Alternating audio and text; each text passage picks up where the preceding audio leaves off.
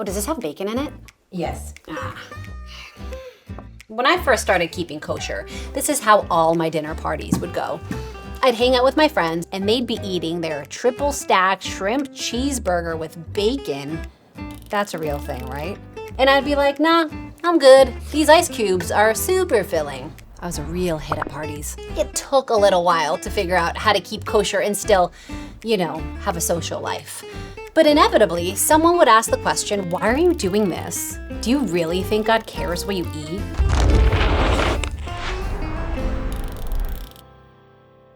It seems like everyone has dietary restrictions these days. This friend doesn't eat gluten. That friend hates cilantro. And that one's been vegan since they learned that burgers come from cows. I mean, look how cute. Plus, all of us have special foods that we reserve for holidays or important occasions. Ever tried to change the menu during a family holiday? You'd have a riot on your hands. So I think pretty much everyone agrees that what we eat matters. The question is, why kosher? This actually looks pretty good. Kosher laws are super detailed and complicated, so I'm not gonna get into the nitty-gritty, but let's get a few basics out of the way, because not everyone knows what keeping kosher entails. I don't even know what a kosher meal is. I think it means when a rabbi has inspected it or something. The easiest one is we don't eat certain animals. You probably know the most common ones like shellfish and pork, but there's a lot more where that came from. We don't eat carnivores, so no cats or vultures. All mammals have to have split hooves and chew their cud, which means goats are fine, but elephants, not so much. All fish have to have fins and scales, and we don't mix meat and milk. So no cheeseburgers, unless the cheese or the burger is made of tofu or something. Seems easy enough, right? Not so fast. There are rules about how we treat animals before and after we eat them. There are rules about the way we slaughter them. There are rules about the utensils we're allowed to use and the types of wine we're allowed to drink and how long we need to wait between eating meat and eating dairy. And oh gosh, I haven't even mentioned Passover, which has its own set of very specific rules. This matzah we eat, what is its meaning? So yeah, it's complicated. But why? People have come up with a lot of answers to explain our dietary rules, including Shakespeare. Yeah, that Shakespeare. The one who made 10th grade English such a nightmare. And no, he wasn't secretly a rabbi, but he did write a play about a Jewish character at a time when there were no actual Jews in England. So I'm not sure what kind of research he did before writing The Merchant of Venice, but he does make an unflattering reference to Jewish dietary laws. Here's what Shylock says about kashrut. I will not eat with you, drink with you, nor pray with you. In other words, Shakespeare's suggesting that Jews keep kosher so that we don't hang out with non-Jews. Man, Shakespeare, not everything's about you. But let's stress test that hypothesis for a second. Let's say that is true. Why would God give us these specific restrictions? And more to the point, if kashrut is primarily about not hanging out with non-Jews, why wouldn't God just say, oh, and by the way, don't be friends with the non-Jews? So good try, Shakespeare, but next time, maybe go to your local Chabad and learn a little bit more. But that still leaves us with a question. Why these specific rules? I'm gonna walk you through 4 separate theories. They're not all my theories, by the way. I'm kind of stealing them from a variety of sources, so just pick and choose what resonates with you. Number 1, we're made in God's image. Okay, this one seems a little ridiculous at face value since God doesn't actually eat. So we're not eating like God, but we're acting more godly in the way that we do eat. We don't hunt, for example, we don't scavenge, we don't eat creatures that are still alive, which just seems mean. Our method of slaughtering animals is designed to kill the animal as painlessly and quickly as possible. Don't take my word for it. Visit a ritual slaughterer sometime. Ask to see his knives. Those things are designed to literally take your head off before you even know what's happening. The animal literally doesn't have time to feel pain before it's being shechted, i.e. ritually slaughtered. But we have one more rule that might seem a little odd. We don't consume blood, like at all. We think of blood as the life force, the spirit of an animal. And though we eat the flesh of certain animals, we're not about to mess with the spirit. In fact, after an animal is killed, we soak and salt it to remove as much blood as we can. Ever heard of kosher salt? This is where it comes from. It's the type of salt that kosher butchers use to draw out the blood of an animal before it can be eaten. And fun fact, all this salting means that kosher meat actually comes pre-brined. So next Thanksgiving, when you're arguing with your partner about whether to do a wet brine or a dry brine or no brine because it's just a pain, and I told you we should just go out for Chinese food, I don't understand why you had to just invite all your relatives, so you've always got something to say about my cooking. Well, just buy a kosher turkey, bada bing, no brining needed. Did I just save Thanksgiving? You're welcome. Now that I've revealed way too much about my personal relationship to Thanksgiving stress, let's move on. I wonder what I'll let slip next. Number 2, clean hands, full hearts, can't lose. There's this idea in our society that our actions flow from our emotions. You know, I feel inspired, so I sit at my desk to write. But in Judaism, it's the other way around. We don't wait to feel some big feeling before we take action. It's our actions that create our emotions.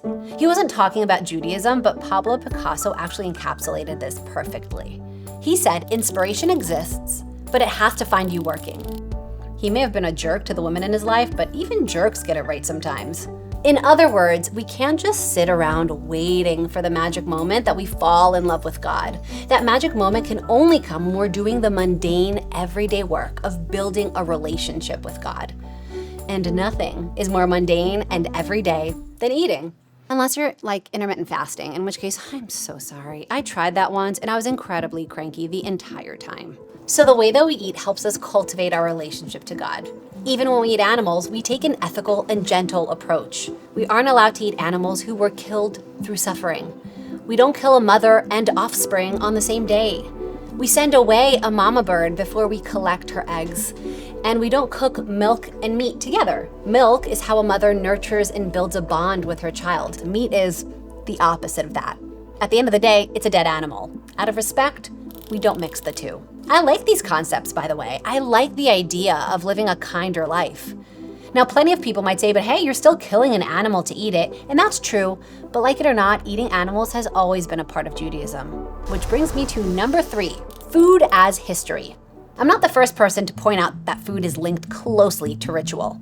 That's definitely true in Judaism. You know the old saying? They tried to kill us. We survived. Let's eat. But our relationship to food goes way deeper than that. To start, our practices around food go back to our days wandering the desert for 40 years, when the priests used to sacrifice certain animals to God.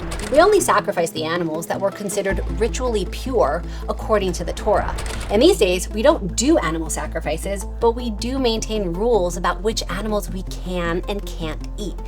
And the remembrance of ritual slaughter, like in the temple, extends to more than just animal sacrifices. Back then, we used to set aside a portion of bread for the priests, since they had a full-time job in the temple and they couldn't work their own fields or bake their own bread. And today, when we bake bread, we still set aside a tiny portion of it, though we don't have any priests who are allowed to eat this ritual sacrifice today. Jews have a long history, and every single one of our rituals brings that history back to life. This is the reason we don't eat the sciatic nerve of any animal, i.e. the back leg, more or less. The book of Genesis tells us how our forefather Jacob had a wrestling match with a mysterious figure who injures his sciatic nerve. Side note, that figure also gives him a blessing and a new name, Israel, or he who wrestles with God. So I'd say Jacob won that round. Even the rabbis of the Talmud say that there's no joy unless you've got meat and wine on the table. Now that's a little extreme. I personally find great joy in ice cream. But the larger point is this: we choose many of our foods based on their ritual and historic significance.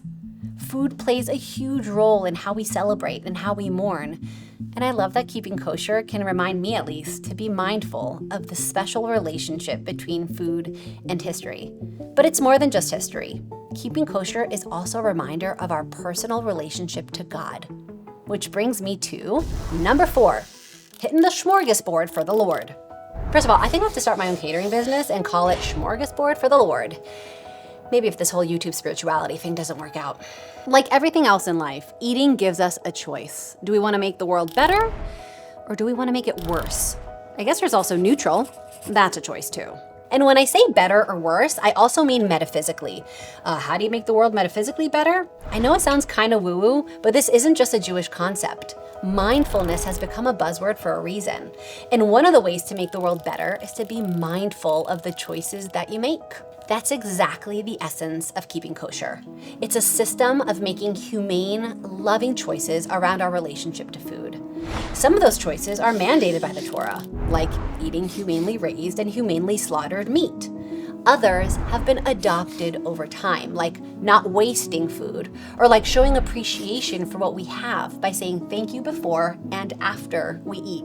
And we're also strengthening our relationship to God, acknowledging that everything in the world, including the food we eat, belongs to God.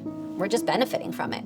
Look, eating a kosher burger isn't going to magically make you a better and more enlightened person. I have seen the light! It's not a one and done deal. It's a system engineered to help you make conscious choices. Because making those choices can help you to connect with our heritage, our history, with each other, with God, even with our planet and all the creatures who live on it. What we feed our bodies is important, but food also has the power to feed our souls. That's what keeping kosher is all about.